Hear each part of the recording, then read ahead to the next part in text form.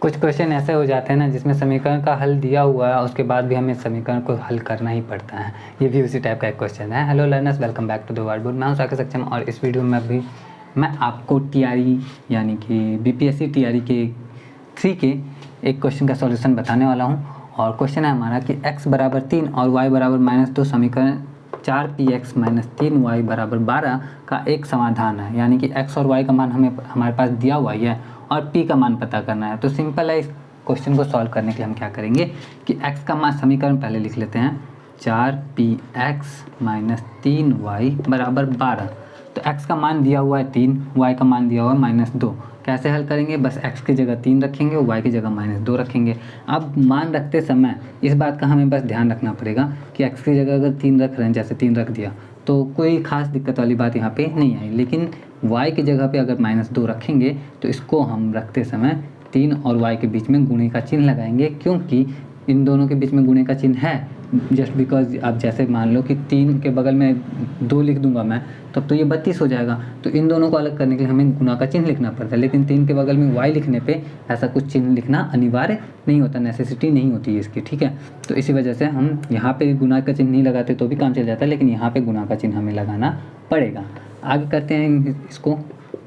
वैसे इसमें कोष्टक लगा दो तो और सोने पे सुहागा हो जाएगा, ठीक है। गलती करने की थोड़ी सी भी संभावना खत्म।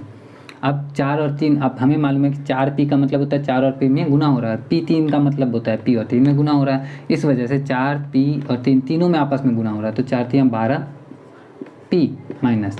अब ये माइनस में है और ये भी माइनस में है, तो माइनस और माइनस वाले का जब भी गुना होता है तो प्लस में आता है, यानी कि 3 दूनी 6 जो आएगा वो प्लस में आ गया।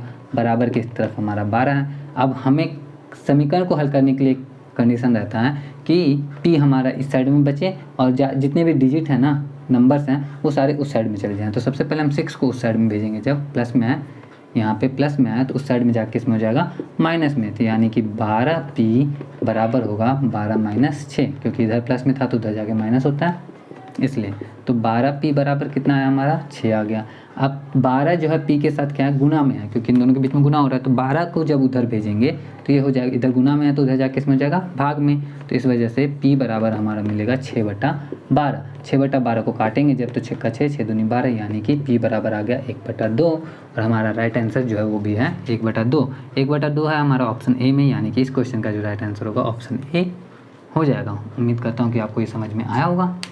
समझ में आया हो, वीडियो अच्छा लगा हो तो लाइक कर देना। मैं मिलूंगा आपसे नेक्स्ट वीडियो में एक और क्वेश्चन के सॉल्यूशन के साथ। उसके लिए अपडेटेड रहने के लिए आप चैनल को सब्सक्राइब कर सकते हो। मिलता हूँ नेक्स्ट वीडियो में। जय हिंद।